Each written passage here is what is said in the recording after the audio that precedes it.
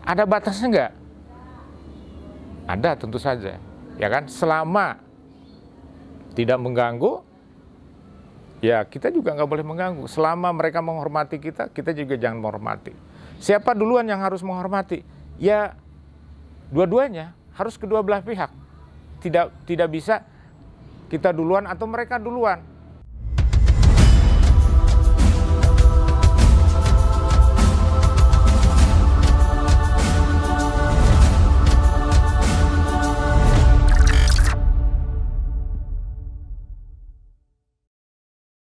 Assalamualaikum warahmatullahi wabarakatuh.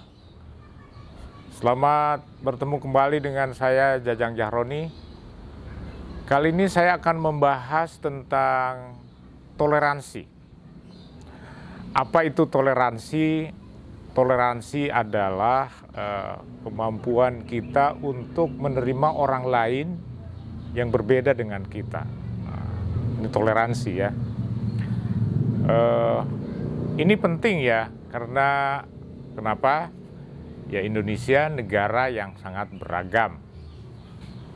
Kita sering mendengar toleransi beragama, itu artinya kemampuan kita atau sikap kita terhadap orang yang berbeda dengan kita.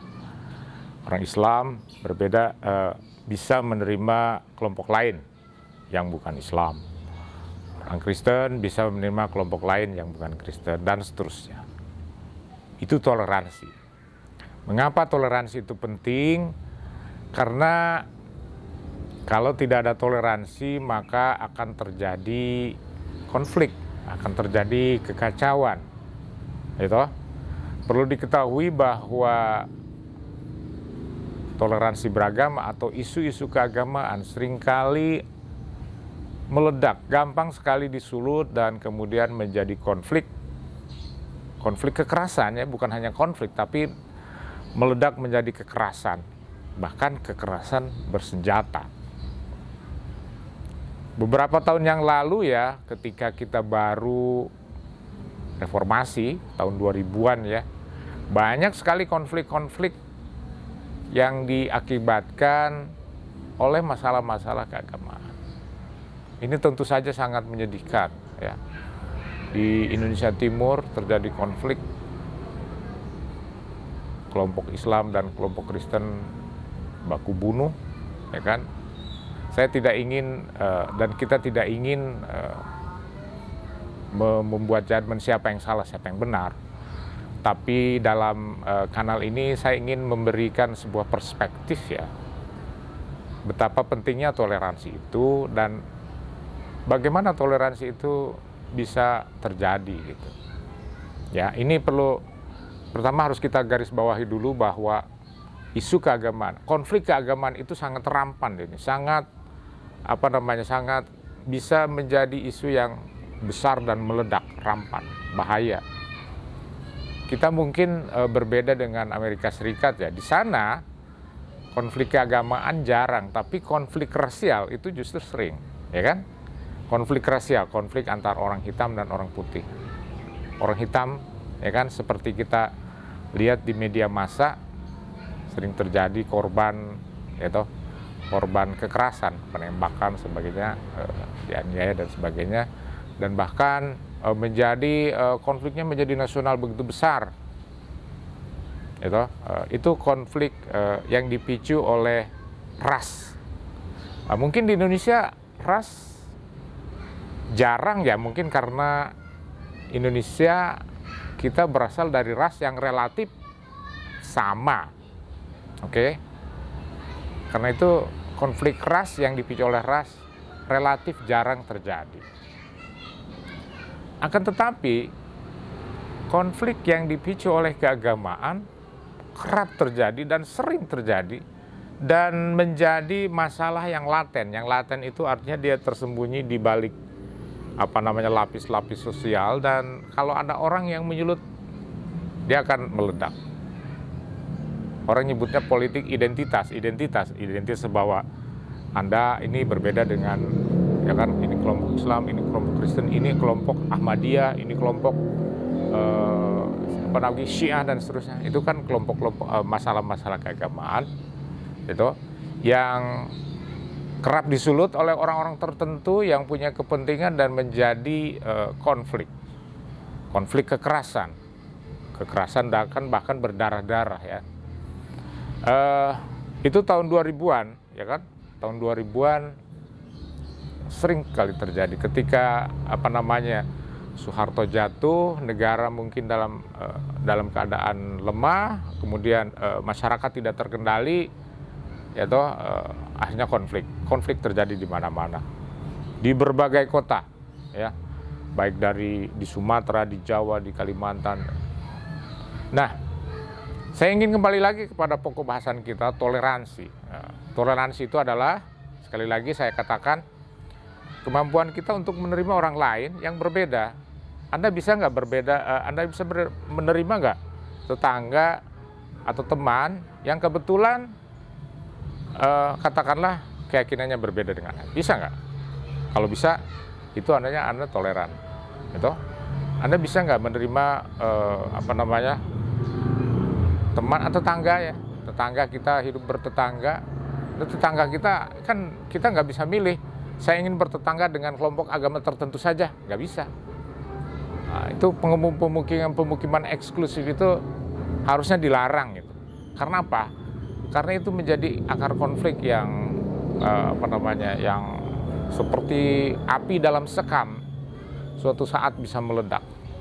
Saya ingin kasih solusi ya, bukan solusi ya, tapi ini pelajaran yang saya lihat dari berbagai peristiwa yang ada di masyarakat, yang juga saya alami ya. Saya pernah tinggal di Amerika Serikat, negara ya, bukan negara saya, dan saya bergaul, hidup dengan berbagai kelompok manusia. Rasnya berbeda, agamanya berbeda gitu kan, bahasanya berbeda, tradisinya berbeda, budayanya berbeda gitu. Tapi saya relatif tidak menghadapi banyak masalah. Kenapa? Karena saya, dari kacamata saya bisa menerima kehadiran mereka. Ya kan? Dalam kehidupan sosial kemasyarakatan itu kan kuncinya, kalau nggak ingin diganggu ya Anda jangan mengganggu orang. Gitu? Kalau Anda ingin dihormati ya Anda harus menghormati orang. Itu kunci. Jadi prinsip kesalingan ini, Anda harus menghormati, Anda akan dihormati orang. Anda menolong orang, Anda akan ditolong orang. Itu Anda menerima orang lain, Anda akan diterima oleh orang lain. Jadi kemampuan untuk saling ini yang penting, yang menjadi kunci, ya kan?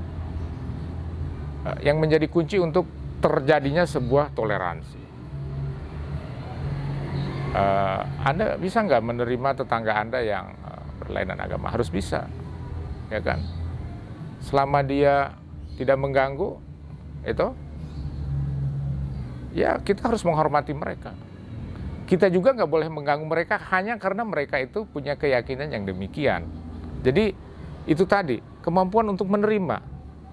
Ada batasnya nggak? Ada, tentu saja, ya kan? Selama tidak mengganggu, ya kita juga nggak boleh mengganggu. Selama mereka menghormati kita, kita juga jangan menghormati. Siapa duluan yang harus menghormati? Ya dua-duanya, harus kedua belah pihak. Tidak bisa kita duluan atau mereka duluan. Oh enggak lah, saya kan orang kampung, di sini harus dihormati. Enggak. Anda orang kampung, Anda penduduk asli di suatu kampung, itu tidak menjadikan Anda harus dihormati. Anda menjadi prasyarat bagi orang lain untuk menghormati Anda, untuk tinggal di kampung itu. Enggak, bukan.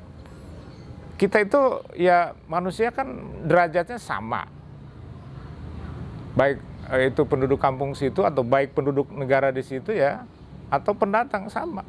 Kenapa? Bareng, mutual, saling.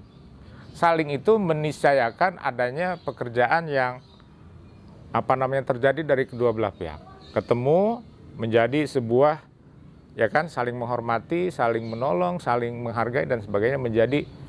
Nah, kesalingan itu menciptakan sebuah ketenangan, harmoni, equilibrium, ya kan. Jadi orang saling tercipta sebuah kondisi di mana orang tahu batas-batasnya. Itu batas-batas, kita tahu kan batas-batas tetangga kita ini sampai mana sih agar dia nggak marah gitu kan. Itu tahu kita batas-batasnya tuh, dan kita nggak boleh melanggar batas itu. Mereka juga tahu batasnya, di mana batasnya kita bisa marah gitu. Batas itu tidak tertulis, tapi batas itu diketahui sama tetangga kita, sama teman kita, ya kan? Itu batas-batas itu. Jadi ketika orang itu bertemu menjadi menjadi saling mengirim sinyal, mengirim kode bahwa ini batas saya, jangan ganggu saya, gitu kan? Kalau orang itu sudah tutup pintu, ya artinya dia ingin istirahat, nggak boleh diganggu, gitu kan? Misalnya seperti itu. Tapi ada batas yang lain, tetangga ya meskipun dia sudah masuk pintu, kita boleh ketok-ketok.